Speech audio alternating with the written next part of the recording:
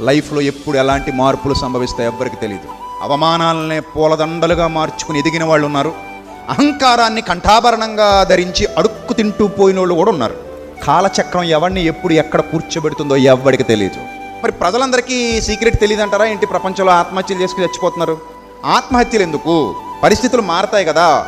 ఈరోజు ఉన్నట్టే జీవితం రేపు కూడా ఉండదు కదా.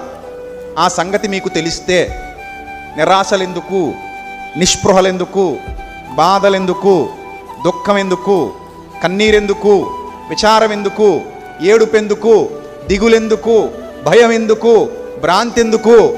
ఇవన్నీ ఎందుకు? మన పెద్దలు కూడా అంటారు, పడిపోయిన గోడలు పడిపోయినట్టే ఉండవురా చెట్టు కన్నా తిరిగి లేస్తాయి.